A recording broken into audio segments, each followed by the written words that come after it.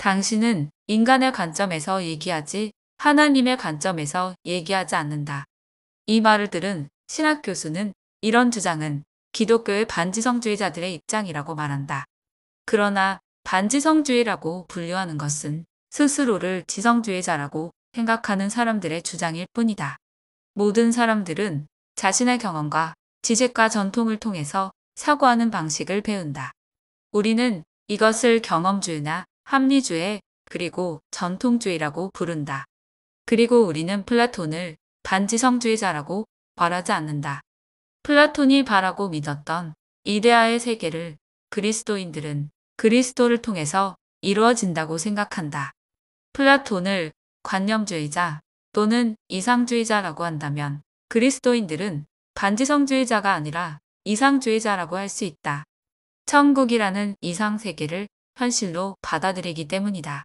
이 신학 교수는 인문학적 탐구와 사고방식을 최고라고 말하지 않는 모든 그리스도인들을 반지성주의자라고 말하고 싶은 듯하다. 그러나 이상하게도 하나님의 관점을 알 수 없다거나 인간은 하나님을 알 수 없다와 같은 불가지론은 반지성주의자들의 주장이라는 사실이다. 인문주의자들은 이성을 빛이라 말하고 헤겔은 이성을 절대정신이라고 말한다. 절대정신이 정반합의 과정을 거쳐 역사를 만들어간다. 이성을 세상을 이끌어가는 신의 경지에 올려놓은 것이다. 증거를 통해 사실과 거짓을 구분하고 보이는 것은 보이지 않는 것보다 확실하며 믿을 만하다는 것은 지극히 이성적인 생각이다. 인문학은 이렇게 증명할 수 있고 설명할 수 있는 것은 증명할 수 없고 설명할 수 없는 것보다 믿을만 하다는 생각과 세상 만물은 원인과 결과의 인과율에 따른다는 대전제 위에 서 있다. 그러나 이성과 인과율을 기준으로 하는 인문학적 방법으로는 영의 세계를 온전히 설명할 수 없다. 이 신학 교수는 이렇게 말한다. 인간은 신의 관점으로 볼 수 없다. 인간이 하나님이 아닌데 어떻게 신의 입장에서 말할 수 있나? 그의 말이 맞다고 생각한다. 사람은 하나님을 온전히 알 수 없다. 그러나 그것은 아무것도 알 수 없다는 말이 아니다.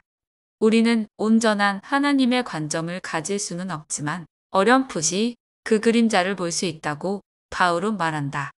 하나님의 관점이라는 생각의 방향성은 알 수 있다는 말이다.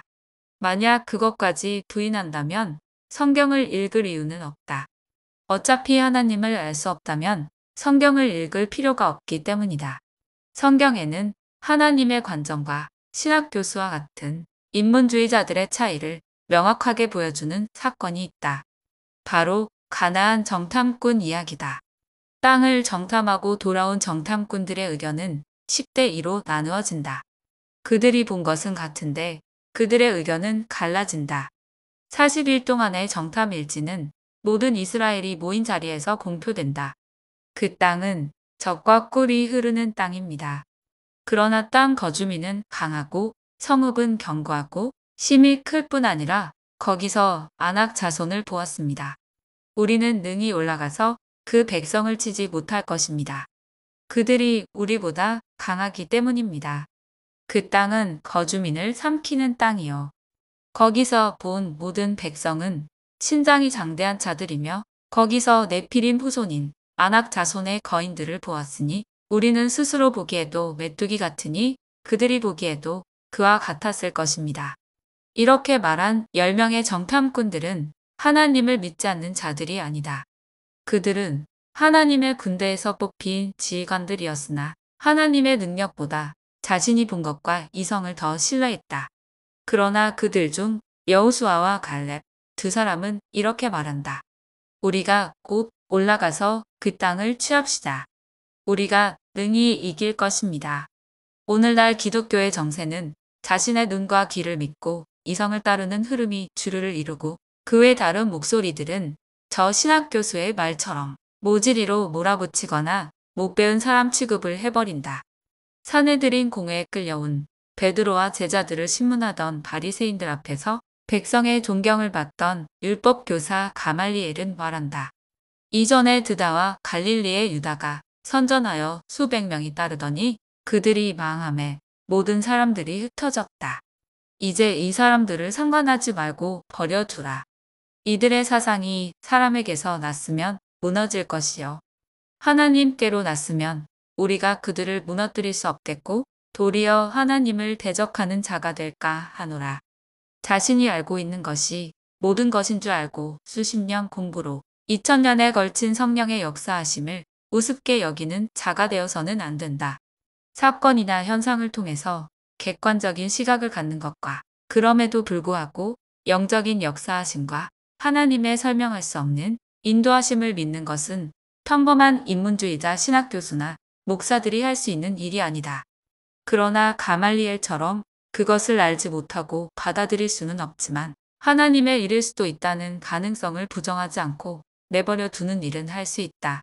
이것은 함부로 하나님의 관점이라고 말하므로 하나님을 모욕할 수 있는 것처럼 설익은 지식으로 하나님을 대적하는 자가 될 수 있기 때문이다.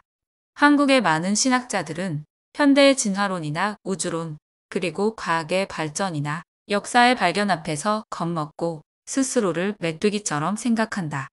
그리고는 겁쟁이들이 가지는 피해의식과 자기 방어를 위해서 성경을 해체하고 재해석한다.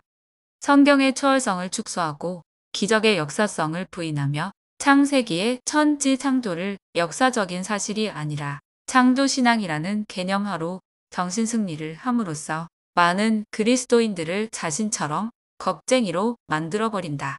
또 이런 사람들은 칼빈과 안셀무스, 아우구스티누스 같은 신학자들도 인문학을 통해 신학을 세웠다고 말한다. 그러나 그들은 성경을 설명하기 위한 방법으로 인문학을 사용한 것이지 인문학이란 안경을 쓰고 성경 자체의 진실 여부를 따지는 도구로 사용하지 않았다. 이렇게 아직 확정되지 않고 불완전한 이론으로만 존재하는 것들을 성경보다 굳건한 사실이라고 믿는 것은 그가 신학자이기 전에 인문주의자라는 사실을 스스로 증명하는 것이다. 나는 신학 교수들이 진화론이나 우주론을 연구함으로써 신학적인 기록들과 상충되는 과학적인 이론들이 얼마나 합리적인지를 묻고 확인할 책임이 있다고 생각한다. 어떤 사람들은 진화론이나 우주론에 대해 의문을 제기하면 이상한 사람이라고 생각하지만 이것은 병원의 엑스레이 촬영을 불신하거나 DNA 확인으로 살인자를 검거하는 것을 부인한다는 말이 아니다.